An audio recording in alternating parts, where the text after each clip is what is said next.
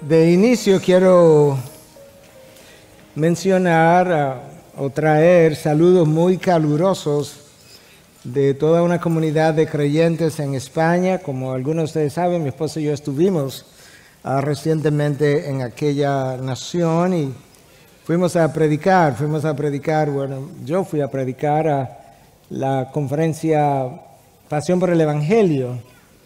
Una conferencia en la que había estado cuando se inició en Barcelona, pero que ahora fue trasladada a Madrid, y nos encontramos con mucha gente que aunque no les conoce, aunque no les has visto, pero nos sigue por años, de muy de cerca, y que una y otra vez nos dijeron a lo largo de los días, favor de saludar a su congregación, de manera que fue un tiempo muy especial donde por diferentes cosas Dios nos hizo sentir muy amados. Allí pensamos, tanto Kathy como yo, de manera individual, que creemos que Dios ha iniciado algo fresco en aquella nación y ojalá nuestros ojos pudieran ver eso. De manera que quisiera pedirle que puedan orar por España todos los días y ya veremos lo que Dios puede hacer con esa oración. Yo quería conectar lo que voy a compartir en esta mañana de alguna forma inicialmente con aquello que fui a predicar a España, y mencionaba que en Pasión por el Evangelio estuvimos hablando acerca del eclipse de Dios en nuestra generación, y que en la segunda ocasión, ya para cerrar entonces la conferencia, hablé de cómo sobrevivir ese eclipse de Dios. El domingo Dios me dio la oportunidad de poder predicar en otra iglesia, en la iglesia del pastor José Rivero, y allí compartí con los hermanos acerca de cómo tener fe en medio de la confusión. En la noche estuve predicando en otra iglesia del pastor Peter McMillan, y hablamos si esas son las condiciones, si ese es el tiempo que nos ha tocado vivir, y si tiempos peores pudieran venir, entonces, ¿qué hacemos? ¿Cuál sería la manera de responder? Y ya el lunes nos trasladamos a Ciudad Real, a 200 kilómetros de distancia de Madrid, y hablamos en el contexto de la celebración y recordatorio de la Reforma acerca de la autoridad de la palabra y luego acerca de la suficiencia de las Escrituras. Pero quizás el fin de semana estuvo permeado por esta idea. Hay un eclipse de Dios en muchos lugares del globo terráqueo, y las condiciones morales y sociales que vemos a nuestro alrededor, sin lugar a dudas, que representan una sombra de ese eclipse. En las palabras del pastor John Piper, nosotros estamos viviendo una hambruna de la gloria de Dios.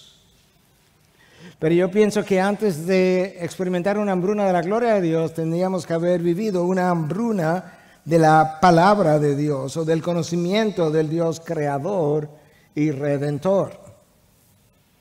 Y mencionaba más temprano que la peor hambruna que el planeta pudiera sufrir no es la ausencia de pan físico. Sabemos que hay 15,000, 16,000 niños que mueren de hambre todos los días, pero esa no es la peor hambruna. La peor hambruna es la ausencia del pan espiritual de Dios. Algo que el mismo Dios proclamó a través del profeta Amós cuando dijo que vendrían días cuando la gente experimentaría una hambruna de su palabra, que andarían por doquier buscando aquello que hoy nosotros tenemos de múltiples formas, buscando esa palabra, buscando esa revelación, y que no la hallarían.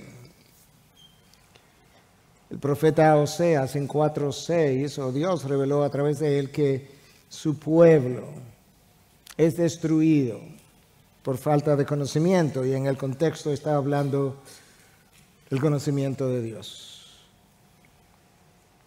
Anterior a la Reforma se vivió de alguna forma algo parecido por 1000 años. Años oscuros, años que el movimiento reformado llamó tenebras, tinieblas, hasta que un día Dios enciende un faro de luz en la ciudad de Wittenberg, en Alemania. Martín Lutero clava sus 95 tesis y de repente hubo luz. De ahí la frase que creo que el pastor Reinaldo mencionó el domingo pasado: post tenebrax lux o después de las tinieblas, luz. Pero Dios hizo algo, Dios movió su mano de una forma tan especial que cuando el movimiento, cuando la revolución de la reforma, porque fue una revolución, terminó, Dios había sido colocado en el centro de la historia, Cristo había terminado en el centro de la predicación y la Biblia había terminado en el centro de la vida de la iglesia. Y nosotros anhelamos, soñamos, esperamos con que eso vuelva a pasar. Ver a Dios que orquesta la historia providencialmente, que mueve, dirige las naciones en la dirección y a la velocidad en la que Él quiere que vayan hasta el final. Dios en el centro de la historia, Cristo en el centro de la predicación y la Biblia en el centro de la iglesia. Yo creo que eso resume bastante bien el legado de la Reforma. Los reformadores predicaron, expusieron a un Dios grande, santo, alto, sublime, todopoderoso, soberano, justo, lleno de misericordia, lleno de gracia, lleno de verdad. Y los puritanos que vinieron después hicieron exactamente lo mismo. Lamentablemente, ese Dios, en múltiples lugares, probablemente en la mayoría de los lugares, hoy no se conoce. Y la pregunta que tendríamos que hacernos es, ¿de quién es la culpa? Y hay una parte de esa culpa que la tiene el púlpito de las iglesias. Escucha lo que en 1955, hace más de 70 años, Merrill Unger escribió. Decía lo siguiente: pero la gloria del púlpito cristiano es un brillo prestado. La gloria se está marchando del púlpito del siglo XX de forma alarmante.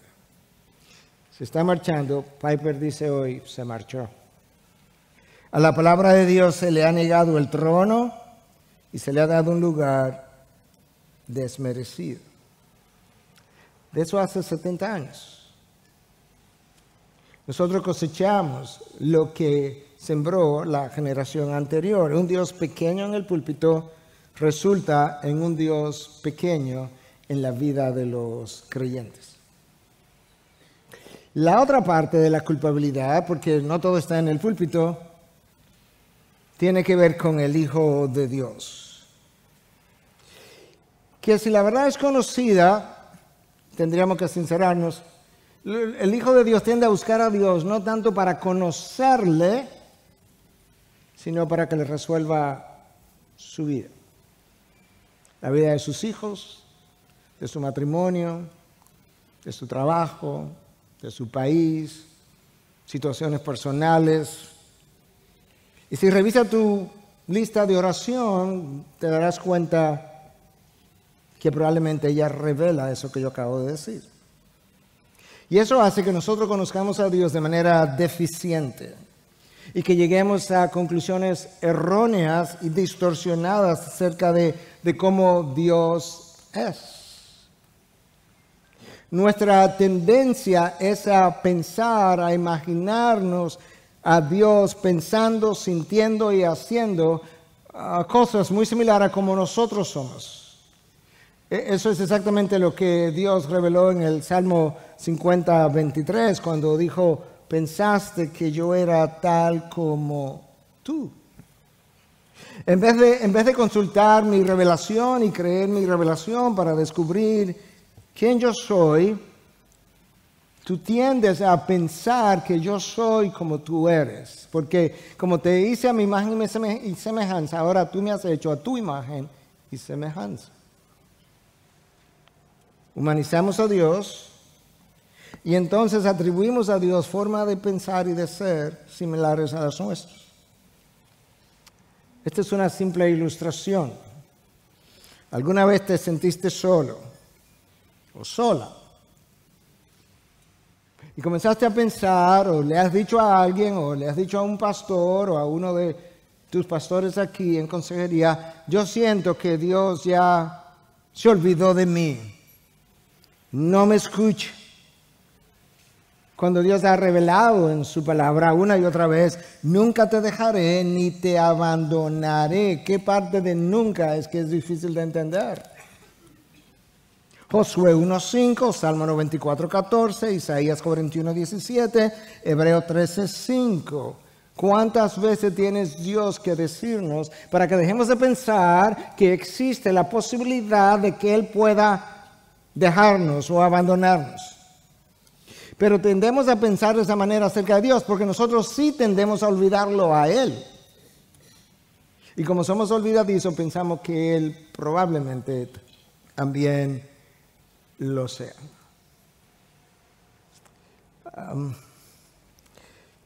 Como ustedes saben, viajar a España no son 2 o 3 horas, son 8 horas. Y a mí no me gustan los viajes porque yo tengo un problema de equilibrio y me mareo con facilidad, aún aquí en el púlpito. Si no cuido mis movimientos, puedo terminar mareándome y el Espíritu tiene que venir y sostenerme a veces.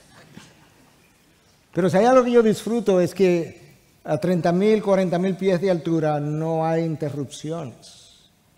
De manera que yo puedo pasar largo tiempo sin ninguna interrupción meditando acerca de cosas que entiendo Dios quisiera comunicarme mientras medito y reflexiono en su palabra. Y en esa reflexión pensé que, o hablaba con Dios, y le decía, si te preguntáramos por qué es que tus hijos, no estoy hablando de inconverso, te conoce tan poco. Y él traía a mi memoria las palabras de Jeremías en 29:13, me buscarán y me encontrarán cuando me busquen de todo corazón. Porque mis hijos tienen que entender que una búsqueda a medias de quién yo soy no me dignifica, no es digno de la persona que le ha creado y le ha redimido. Pudiera ser un ídolo que lo encuentren de esa manera, pero no el Dios creador y redentor. Y lo cierto es que a lo largo de la historia bíblica hay 2 realidades que están en polos opuestos, pero que existen al mismo tiempo. Y es que Dios ha movido cielo y tierra para revelársele al hombre a lo largo de toda la historia. Y la otra realidad, en el otro polo, es que el ser humano no conoce a ese Dios que ha tratado de múltiples maneras de revelársele al ser humano y en especial a sus hijos. Y obviamente el problema no está en Dios. Hermano, la calidad de la vida cristiana depende de tu conocimiento de Dios. El apóstol Pablo le escribió a los colosenses y había recibido buenas noticias de ellos. Y dice que desde ese momento no cesó de orar para que ellos pudieran crecer en el conocimiento del Señor. Y yo creo que eso es fácil de recordar. Lo que yo creo que la mayoría no recuerda es la razón por la cual Pablo entiende que es necesario que ellos crezcan en el conocimiento del Señor, y tú y yo por igual. Escucha por qué. Para que vivan una vida digna de su llamado. En otras palabras, la calidad de la vida cristiana que yo llevo está directamente relacionada a mi conocimiento de Dios. Y Pablo quiere que ellos tengan una vida que sea de igual peso que el llamado que han recibido. Y esa es la implicación, que yo vivo a la altura del conocimiento de Dios que yo tengo. Cuando Pedro escribió su segunda carta en 3:18, tiene una exhortación similar. Cuando andamos en pecado, como mencionó el pastor Reinaldo el domingo pasado, se debe a una sola cosa, y es que no conocemos la santidad del Dios Redentor. Hermanos, si tú sientes este mensaje en algún momento, si tú lo sientes como una acusación, no lo sientas de esa manera. Yo quiero traerte una exhortación pastoral de tal forma que al final tú termines con un apetito acrecentado acerca de cuánto tú quisieras conocer a Dios de una manera que hasta ahora no lo has conocido. Dios creó todo lo que creó con la intención expresa de que sus criaturas, aquellos que son suyos, pudieran resultar bendecidos. El Nuevo Testamento, el Antiguo Testamento, los milagros a lo largo de la historia redentora, las teofonías o teofanías o apariciones de Dios que leemos en la Biblia, la encarnación de Cristo, la venida del Espíritu Santo y múltiples otras cosas representan las diversas formas y canales como Dios ha querido revelársele al ser humano.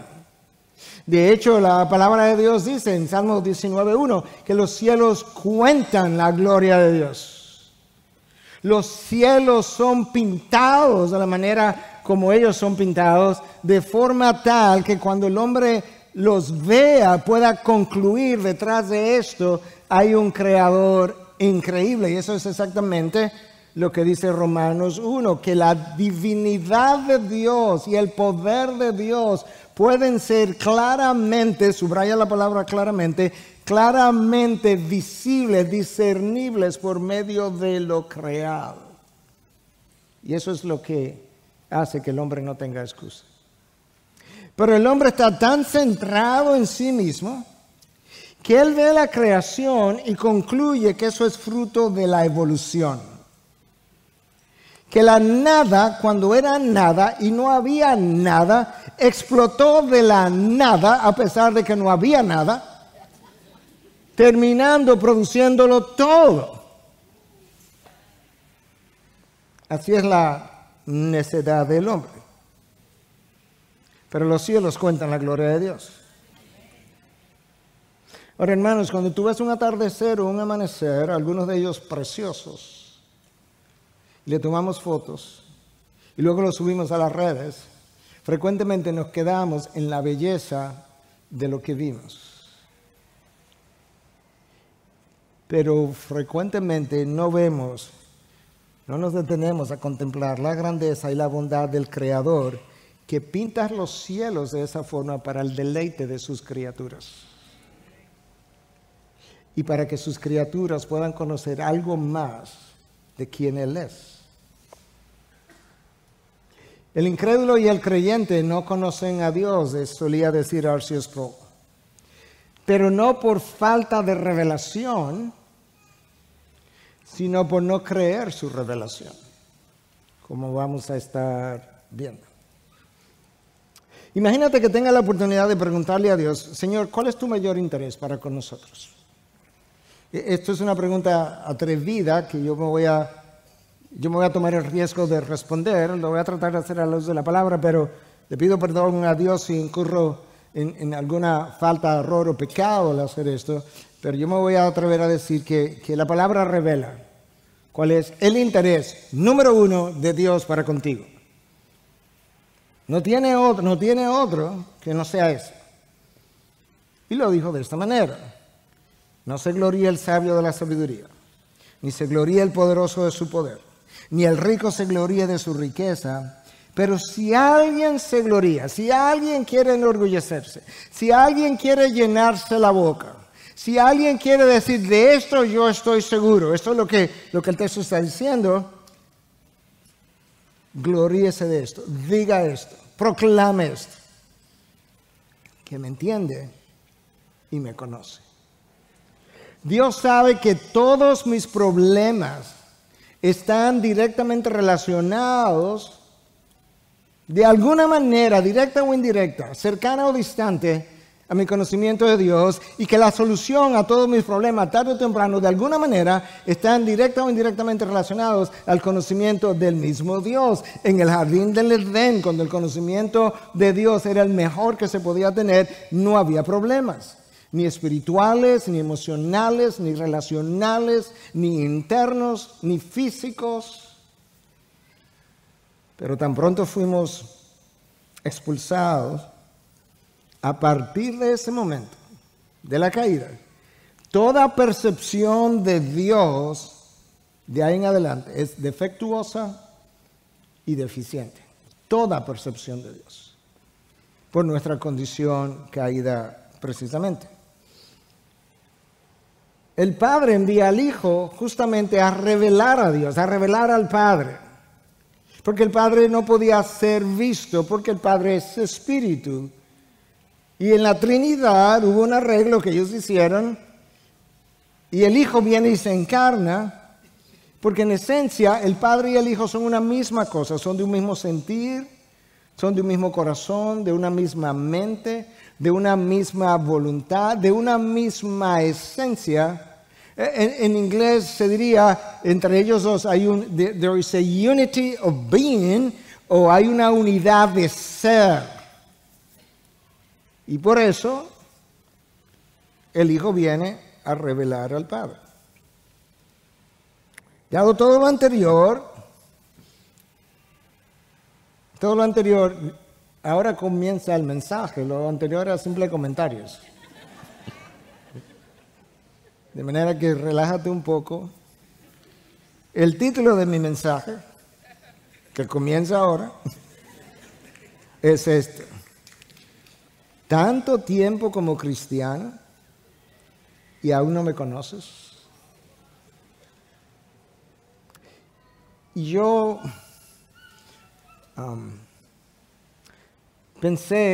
medité acerca de este mensaje a partir de este texto en Juan 14. Versículo 1 al 9, pero en realidad es el versículo 9 que a mí me interesa. Pero tengo que ponerlo en un contexto. Escucha, Cristo está en el aposento alto, está pasando sus últimas revelaciones a los discípulos, advertencias, instrucciones, está preparando. Y él comienza esta porción de la conversación diciendo: no se turbe su corazón, crean en Dios, crean también en mí. En la casa de mi Padre hay muchas moradas. Si no fuera así, se lo hubiera dicho. Porque voy a preparar un lugar para ustedes. Y si me voy y les preparo un lugar, vendré otra vez y los tomaré a donde yo voy. Para que donde yo esté, allí estén ustedes también. Y conocen el camino a donde voy. Señor, si no sabemos a dónde vas, ¿cómo vamos a conocer el camino?, le dijo Tomás. Jesús le dijo: yo soy el camino, la verdad y la vida. Nadie viene al Padre sino por mí. Si ustedes me hubieran conocido, o sea, no te conocemos. Si ustedes me hubieran conocido, también hubieran conocido a mi Padre. Desde ahora lo conocen y lo han visto. Señor, muéstranos al Padre y nos basta, le dijo Felipe. Este es mi versículo. Jesús le dijo: ¿tanto tiempo he estado con ustedes y todavía no me conoces, Felipe? El que me ha visto a mí, ha visto al Padre. Jesús estaba preocupado por sus discípulos. Él les amaba a todos. Estaba preocupado porque sabía que iban a entrar en una crisis existencial, emocional, de duda, de depresión quizás, cuando lo vieran morir. Y por eso él comienza diciendo: no se turbe su corazón. Y Jesús revela que él se va a un lugar especial, y él se va y va a prepararnos el lugar. Y además revela que si él se va a preparar un lugar para ellos, es porque él tiene la intención de regresar, de tal forma que ellos puedan estar donde él va a estar. Tomás, que tenía un espíritu de duda, hace una pregunta lógica. Dice: Señor, si no sabemos a dónde vas, ¿cómo vamos a conocer el camino? Tiene sentido. Yo no sé para dónde tú vas, ¿cómo voy a conocer el camino? Jesús es quien provoca la pregunta. Realmente Dios es que vive provocando. En el caso de Jesús, él vivía provocando las preguntas de sus discípulos, pero Dios vive provocando las circunstancias que permitan que él se pueda revelar. Dios fue el que provocó a Satanás con relación a Job. Job estaba tranquilo hasta que Dios le dice a Satanás: ¿tú has visto a mi siervo Job? Un hombre intachable, apartado del mal. Y en este caso Jesús provoca la pregunta porque le dice: ¿y ustedes saben el camino? Obviamente tengo que preguntarte cómo yo voy a saber el camino si yo ni siquiera sé para dónde vas. Porque él quería revelar parte de su identidad con la pregunta.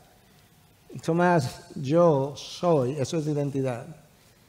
El camino. El camino no es un trecho, es una persona, y soy yo. El camino al Padre, a la salvación, a la vida eterna. Yo soy el camino, la verdad y la vida. Soy yo mismo. Y ahora comienza la parte interesante del diálogo para los fines de mi mensaje. Jesús les dice, si ustedes me hubieran conocido, también hubieran conocido al Padre. Yo creo que yo me pongo frecuentemente en los zapatos, en la ocasión, yo estoy ahí sentado oyendo a Jesús. Si ustedes me hubieran conocido, yo hubiera dicho, Jesús, pero nosotros tenemos 3 años caminando contigo. Hemos escuchado tus enseñanzas.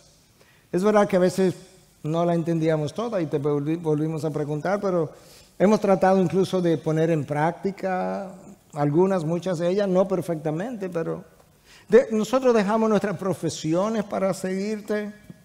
¿Cómo tú sales ahora de que se me hubieran conocido?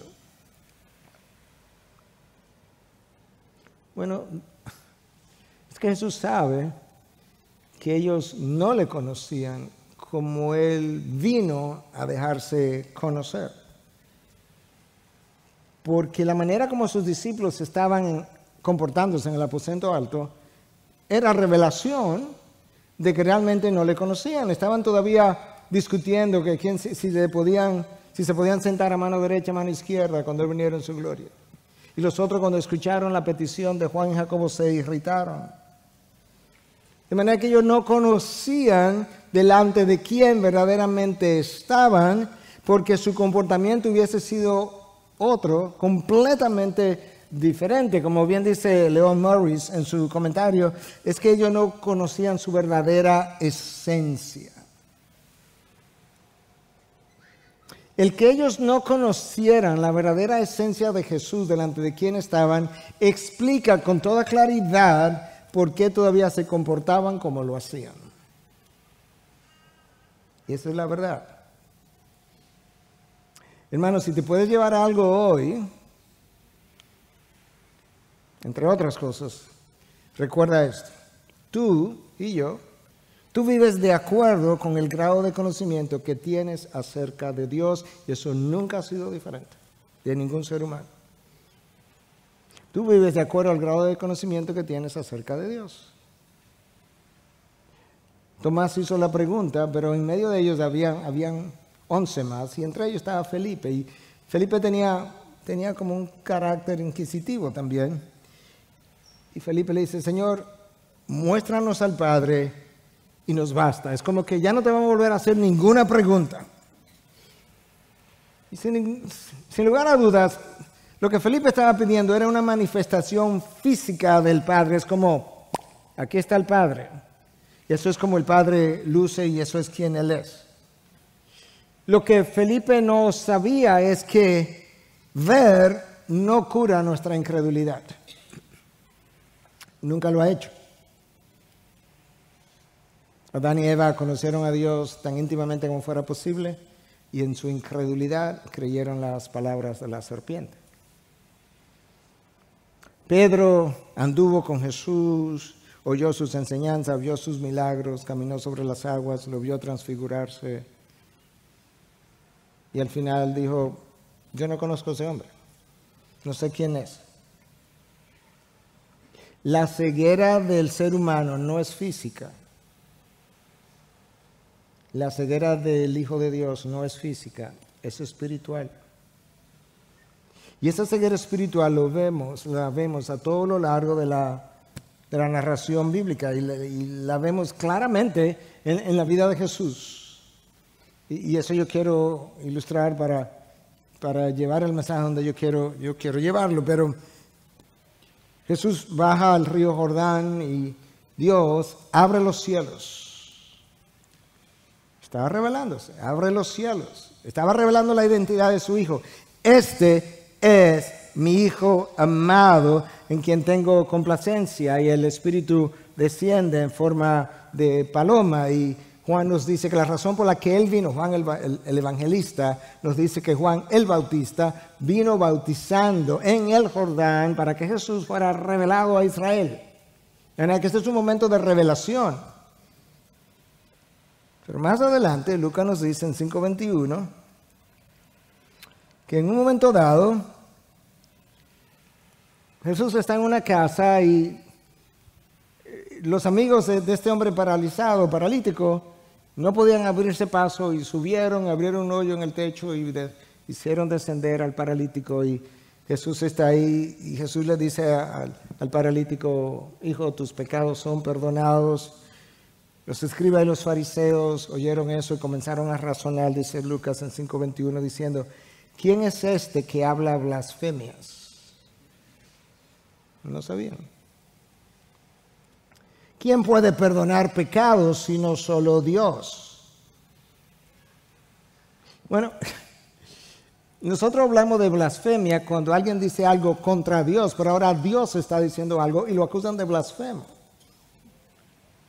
Las veces que he pensado sobre eso, me llego a la misma conclusión: pues no importa lo que digan de mí, porque si de Dios se dijo que era blasfemo, imagínate qué no se podrá decir de mí.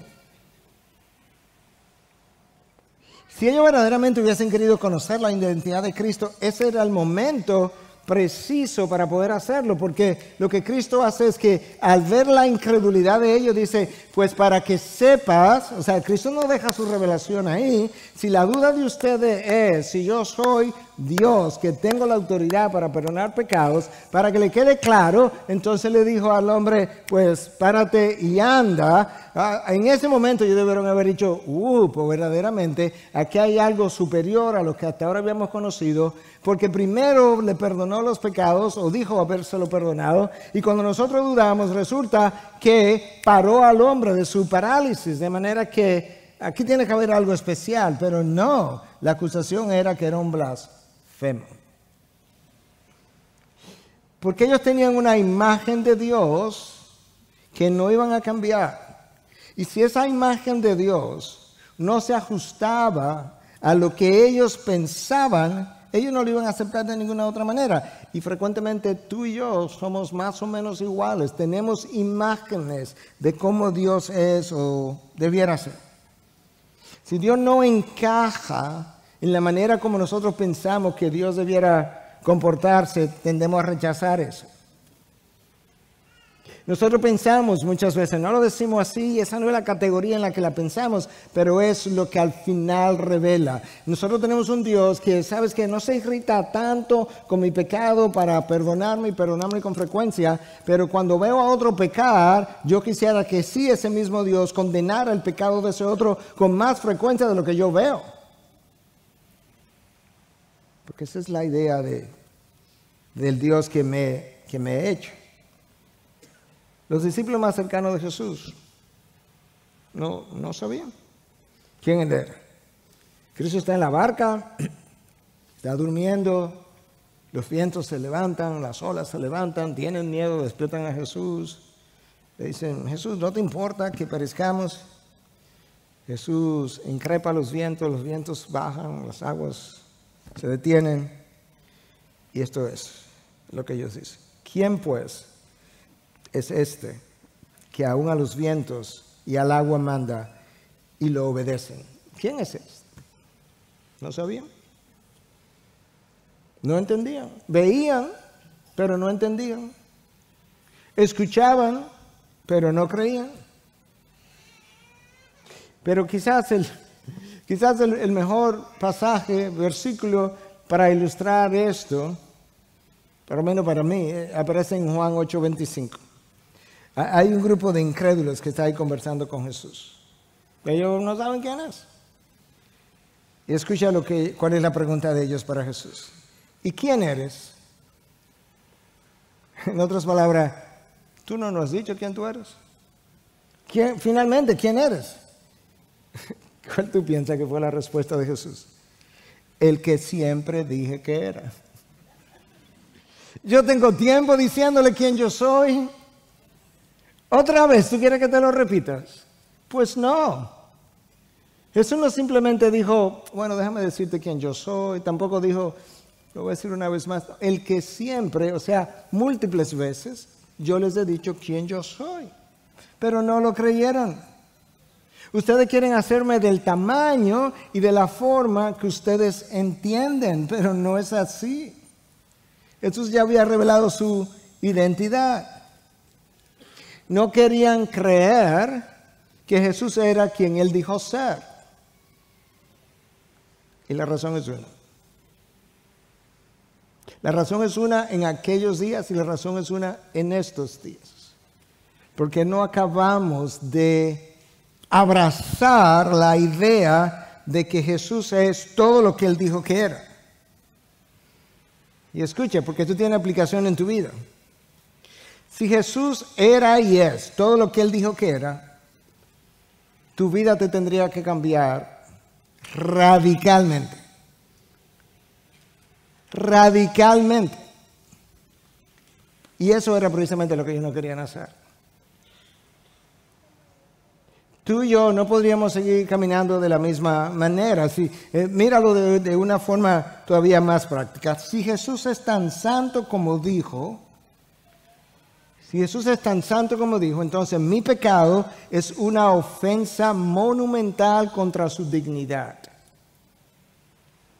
Sería, de nuevo, como lo dijo Reinaldo en el sermón pasado, aborrecible, y lo es.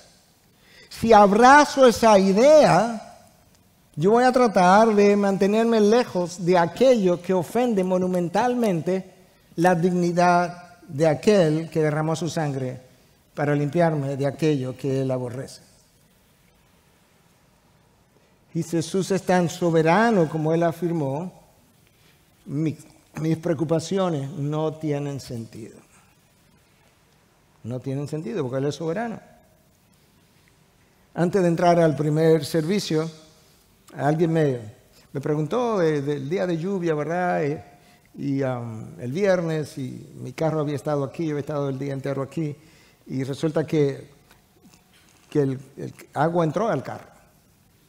No lo cubrió, pero entró agua al punto que mañana tiene que ir al taller, y conversamos sobre eso, y ahí casi entrando aquí le decía, pero bueno, si Dios quiso usar sus aguas para inundar su carro, yo no tengo nada que decir. En otras palabras, eso no escapó a su soberanía. Yo lo parqué donde yo nunca lo parqueo. Razón, todavía no sé. Quizás para que use la ilustración hoy. Si Jesús es tan fiel como Él dijo que era, mi incredulidad acerca de sus promesas es irracional. Los discípulos de antes y los de hoy querían y quieren a Dios, pero sin el cambio radical que Él demanda. Queremos el disfrute de los deleites de Dios, pero sin perder los disfrutes de los deleites de la carne o de este mundo. Pastor, porque no todo es Biblia tampoco, váyase al paso. Queremos la vida eterna, pero sin perder la vida terrenal y el gozo de la terrenal. A partir de la caída de Adán y Eva, de manera consciente o subconsciente, el hombre tiene un deseo de conocer a Dios, de conocer ese ser. Ahora, él quiere conocerlo a su manera. Él quiere conocerlo a través de meditación trascendental o algún otro camino, pero eso está ahí. Y quizás la primera persona que expresó ese deseo fue Moisés, cuando le dice, Señor, muéstrame tu gloria, en Éxodo 33, 18. Moisés no simplemente estaba pidiendo que le presentara un destello de su ser, no, Moisés quería verlo, porque ya había hablado con él, había oído su voz. Y el Señor respondió, próximo versículo y siguiente, yo haré pasar toda mi bondad delante de ti. Moisés, yo me voy a revelar a ti. Tú no vas a ver lo que tú quieres, pero yo me voy a revelar a ti. Yo haré pasar toda mi bondad delante de ti y proclamaré el nombre del Señor delante de ti. Tendré misericordia del que tenga misericordia y tendré compasión de quien tendré compasión. Estoy revelando no solamente mi bondad, sino también mi soberanía. Pero hay un problema, Moisés, no puedes ver mi rostro porque nadie me puede ver y vivir. Y entonces, ¿cómo resolvemos este problema? Oh, mi hijo. Porque el que ha visto al Hijo ha visto al Padre. Mi Hijo va a venir, se va a encarnar y me va a revelar. Moisés, cuando la primera vez que se encuentra con Dios en el desierto y oye esta voz desde la zarza ardiente, el texto de Éxodo 13 dice que Moisés tuvo miedo y se cubrió el rostro. Él, por un lado, tenía miedo de ver a Dios y se cubrió el rostro, y por otro lado quería ver a Dios al mismo tiempo.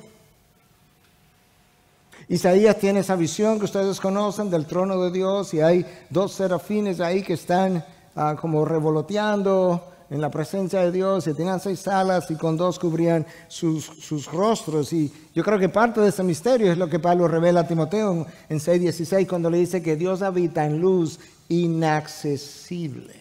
Hay algo de la presencia de Dios que es inaccesible. Por eso es que cuando Cristo viene dice que solamente el Hijo conoce al Padre y solamente el Hijo le ha visto. Pero vino a revelarnos a ese Padre. Entonces, dada nuestra naturaleza pecadora, nosotros no podríamos ver a Dios. Pero no enviaron al Hijo. De la misma mente, mismo corazón, mismo sentir, misma esencia. Y Felipe, él quiere que le presenten a Dios Padre. ¿Tanto tiempo, dice Jesús, he estado con ustedes y todavía no me conoces, Felipe? Felipe, ¿cómo es? O sea, ¿no ha entendido? Tú me has visto, tú me has oído, tú has caminado conmigo, has visto los milagros,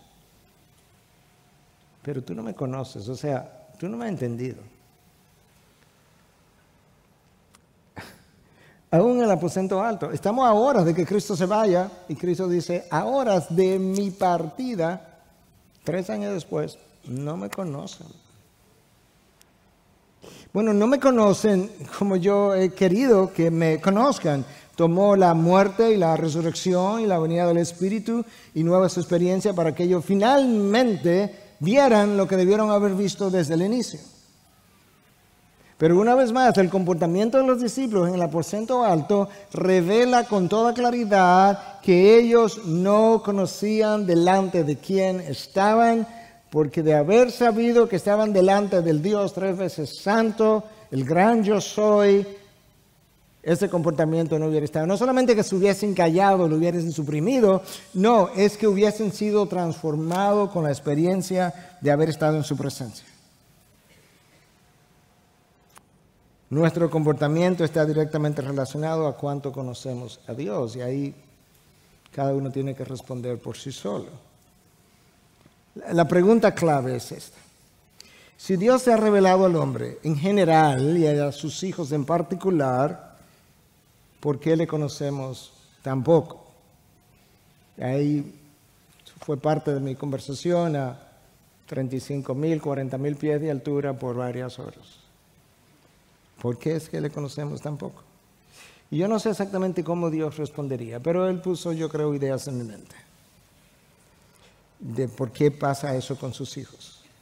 Y yo creo que aquí están algunas de esas ideas. De aquí en adelante es altamente aplicativo todo. ¿Por qué no me conocen tanto mis hijos? Bueno, es que no hablan conmigo. Y cuando hablan conmigo, no me dejan hablarle por medio de mi palabra y de mi espíritu. No, Señor, pero yo oro todos los días. Sí, pero lo que hace es que me pide cosas. Tú no hablas conmigo como tú hablas con un amigo o una amiga y le preguntas, ¿y cómo tú eres? ¿Y cómo tú sientes? ¿Y qué te gusta? Y, de hecho, oras tan rápido que ni siquiera me deja decirte de alguna forma a través de mi espíritu qué pienso acerca de lo que me estás pidiendo. Tú terminas muy rápido.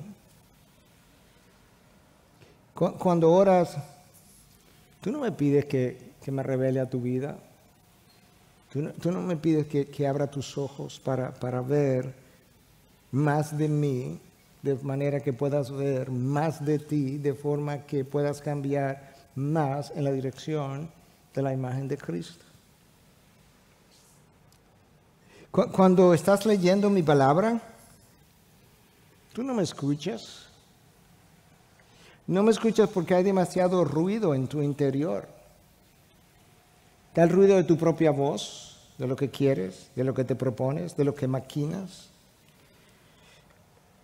No rehúsas silenciar tu voz. Está el ruido de la voz del mundo, de la voz de tus deseos que rehúsas apagar, la voz de las redes. Es más, tu teléfono hasta cerca está para verlo iluminarse o escucharlo vibrar mientras ora. Si la verdad es conocida, prefiere los deleites de la carne antes que los deleites de Dios y luego te considera hijo de aquel cuyos deleites tú rechazas. No lees mi autobiografía. Yo escribí 66 libros escribí y lo empaqué como uno solo para facilitarte mi autobiografía, y lee libros de otra gente, pero el mío no lo lees. Y cuando lees mi autobiografía, ¿sabes qué? No aprendes de mí. Porque más bien te concentra y celebra los pasajes que te ayudan a ver cómo yo puedo resolver tu vida. Pero los pasajes que revelan cómo yo soy, no los rumias. No los meditas. En mi bondad respondo tus oraciones. Escucho cuando me da gracias por haber llenado tu necesidad, pero prácticamente nunca te pregunta, cuando yo llené tu necesidad, ¿qué fue lo que revelé de mi carácter al llenar tu necesidad? Porque tu preocupación era resolver la vida, no conocerme cuando yo llenara la necesidad. Cuando perdono tu pecado, te alegras y debes alegrarte. Cuando te exonero de consecuencias, te alegras y debes alegrarte. Porque no te dejé pasar vergüenza delante de los hombres. Pero no ves mi misericordia y mi gracia infinita. Tampoco ves que mi misericordia y mi gracia infinita frenaron mi justicia y mi aborrecimiento del pecado. Y como no lo ves, vuelves a pecar de la misma manera, pensando que otra vez yo voy a exonerarte de las consecuencias y a exonerarte de mi ira, cuando yo he revelado que no dejaré impune al culpable. Pero si te detuvieras a pensar acerca de cómo mi misericordia y mi gracia frenaron mi ira, mi justicia la primera vez, y aquilataras mi santidad, probablemente estaría corriendo la segunda vez. Cuando oras por otros y ves que ese otro recibió el fruto de tu oración, me da gracias y te alegras y muy bien, pero no viste mi carácter cuando yo respondí tu oración. Cuando te vas de vacaciones, estás más interesado en conocer el mundo que el creador del mundo, que lo hizo para que tú lo disfrutaras a mi manera. Y yo sé, no estamos en el aposento alto ni somos Felipe, pero es justamente la aplicación de cómo se da la falta de conocimiento de los discípulos con relación a Jesús, que los hizo pelearse, enojarse, pedir el poder a horas de la muerte de Cristo. Y Cristo pudiera hacernos preguntas como estas en tu aposento. No en el aposento alto, en tu aposento. ¿Tanto tiempo he estado contigo y todavía sigues en el mismo pecado? estás ahí porque no conoces mi santidad. Ni conoces el valor de la imagen de Dios en ti.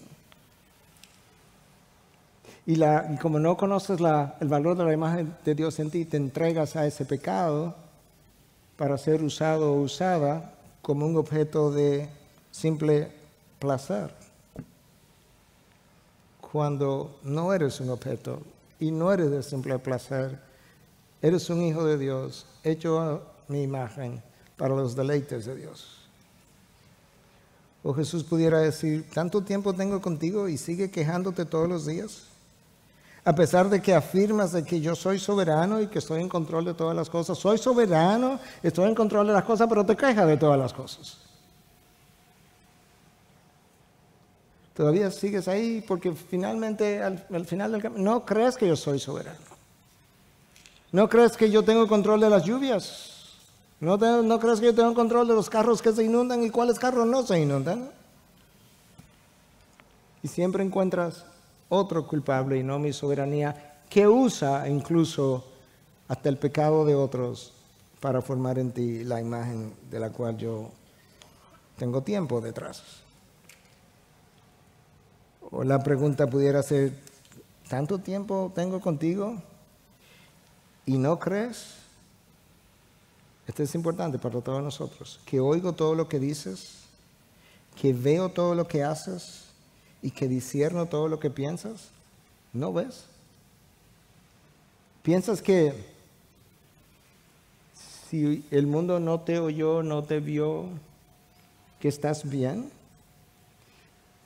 Dios dice algo prácticamente igual a eso que yo acabo de decir en Jeremías 23:24.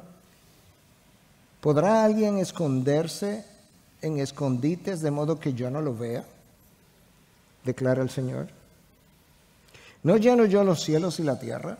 Declara el Señor.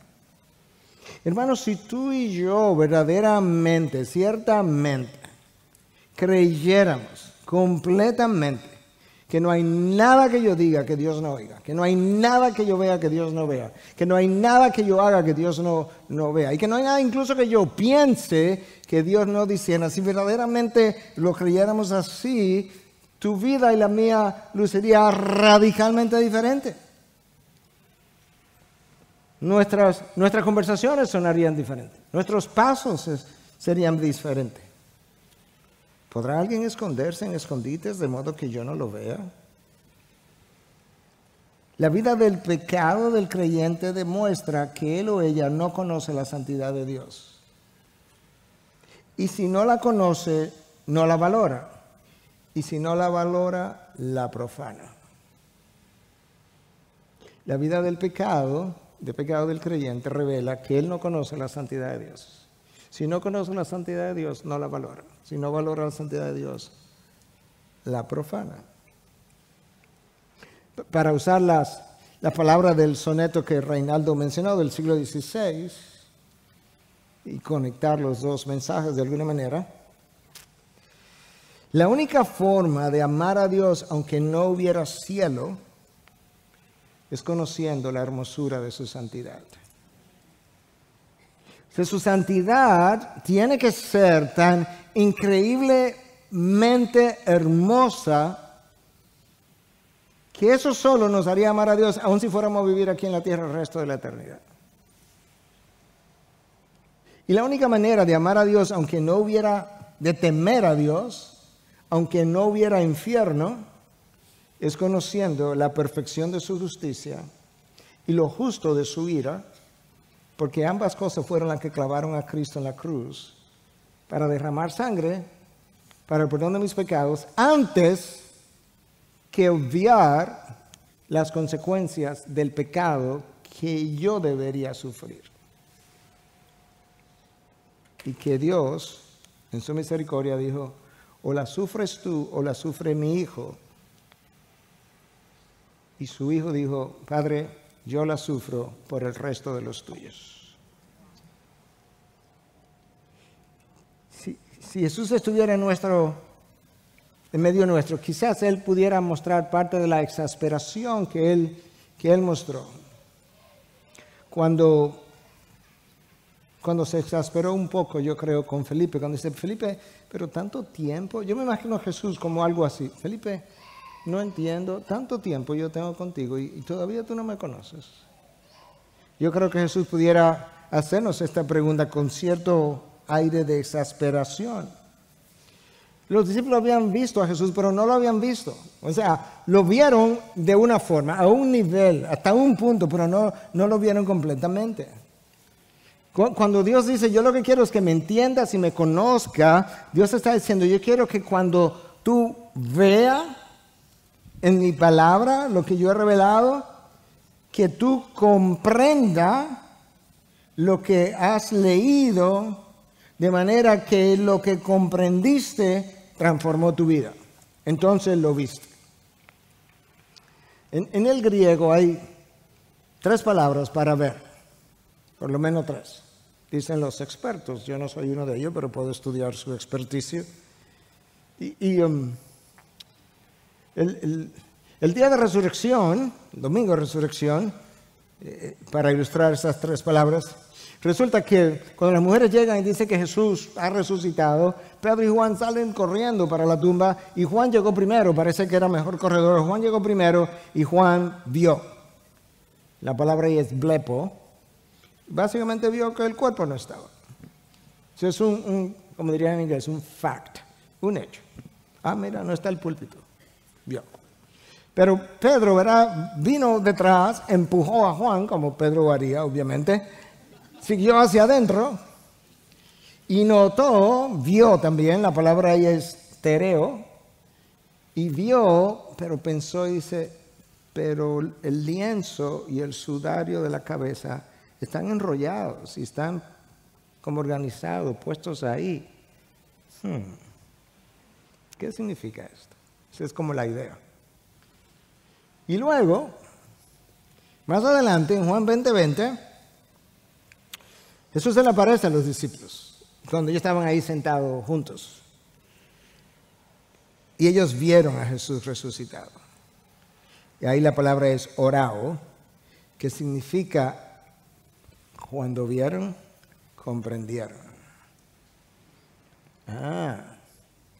Es que el lienzo estaba organizado y puesto ahí como evidencia de que Jesús había resucitado. Míralo ahí. No fue que se robaron el cuerpo.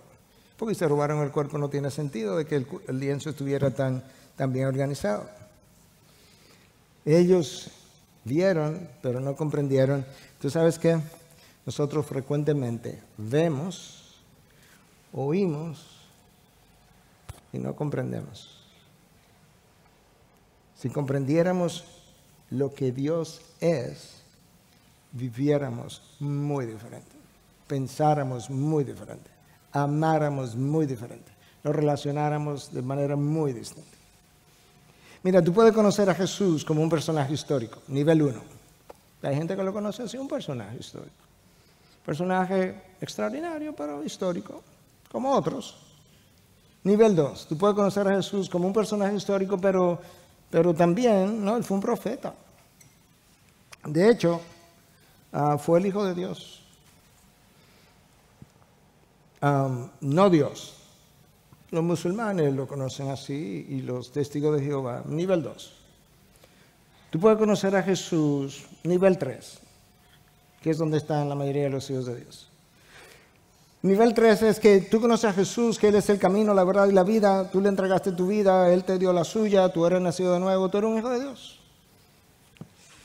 Pero luchas mucho con el pecado. Tiene una lucha fuerte con el pecado.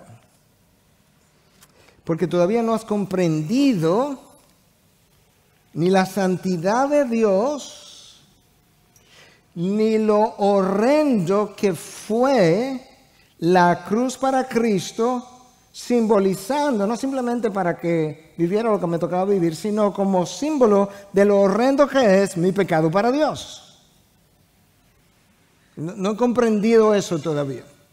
Pero tampoco he comprendido la dignidad de la imagen de Dios en ti, que en inglés dirían you trash, tú tiras a la basura con frecuencia, a pesar de que naciste de nuevo.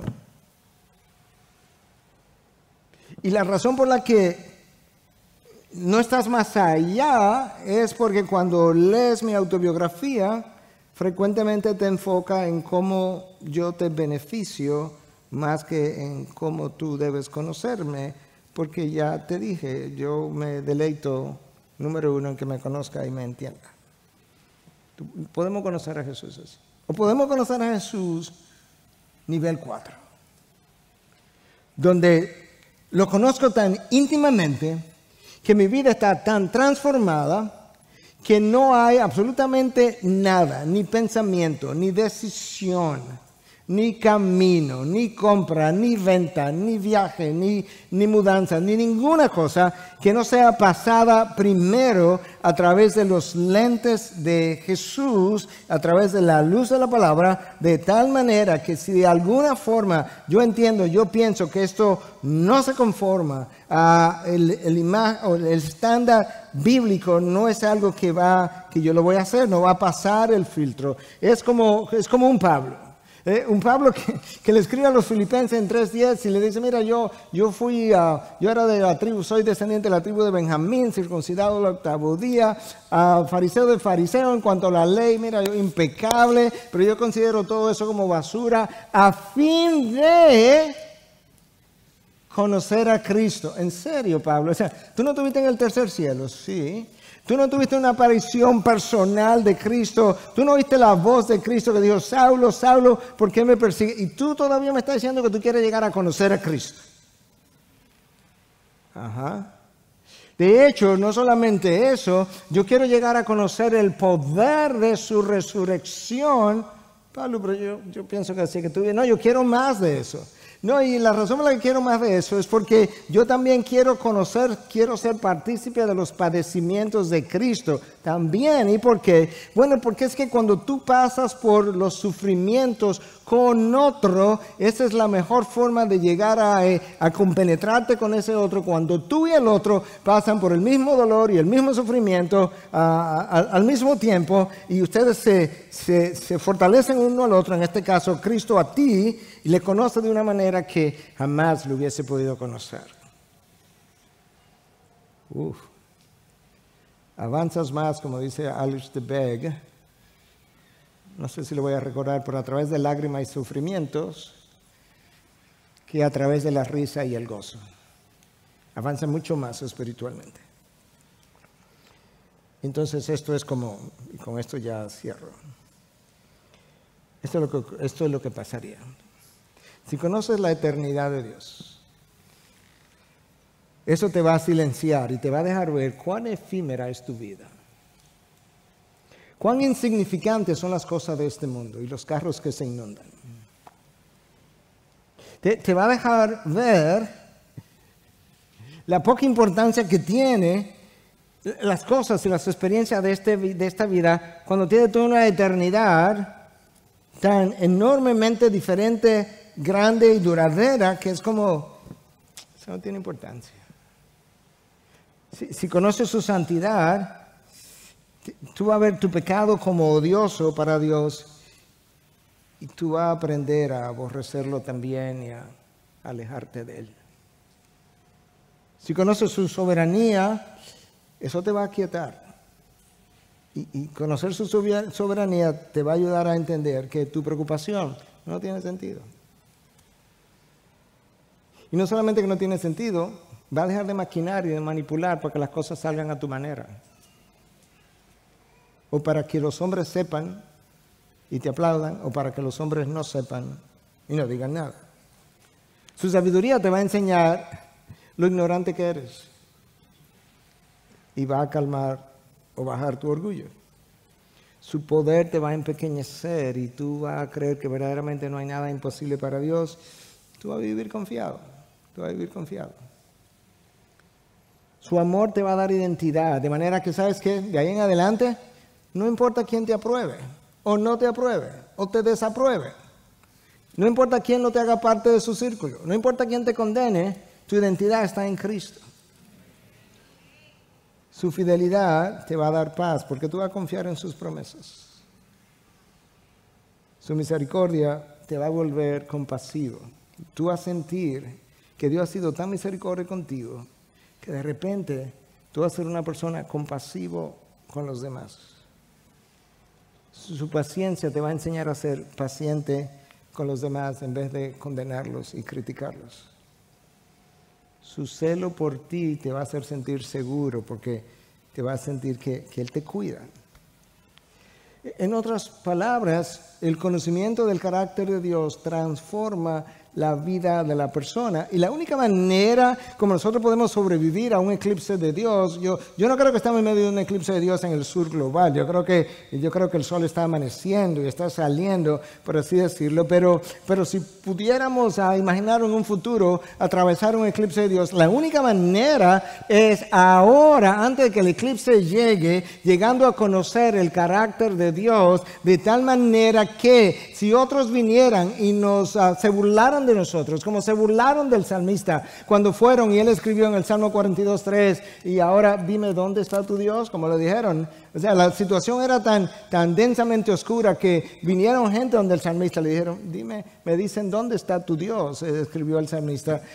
Quizás nosotros nos encontremos ahí, pero si tú tienes en algún momento, si tú has conocido el carácter de Dios cuando el sol, la luz está afuera todavía y no durante el eclipse, tú sabes que cuando te digan dónde está tu Dios, tú te vas a decir, mi Dios está en los cielos y Él hace lo que le place. Ese es mi Dios, en quien confío, en quien espero. Aunque no haya vacas en los establos, aunque no haya absolutamente nada en los apriscos, yo esperaré en el Dios de mi salvación. Responderás a lo Habacuc y podrás decir entonces, como dijo Job, yo te conocía, pero era de oídos. Pero ahora mis ojos te han visto. Padre, gracias. Gracias por tu gran revelación. Gracias por tu amor entrañable o tu amor tan inmenso por los tuyos que no te cansas de revelarte, de revelarte, de revelarte, conociendo que al final del camino eso es lo que yo necesito, un mayor conocimiento de ti. Señor, abre nuestros ojos, oh Cristo. Abre nuestros ojos, oh Cristo, a Cristo. Yo necesito verte todos los días más. Transfórmame en la medida en que yo te veo. Perdóname, porque ciertamente hemos podido hacer muchas otras cosas, mucho más frecuentemente, más tempranamente, para en esta etapa haberte conocido mucho más. Y en tu paciencia has esperado. Pero te pedimos, Señor, que con esta reflexión todos nosotros podamos desear conocerte mejor para ser más como tú. Y que podamos cantar como cantamos, pero ya siendo cierto que si la creación te refleja, te revela, yo también. Es en tu nombre que hemos orado. Amén. Bendiciones.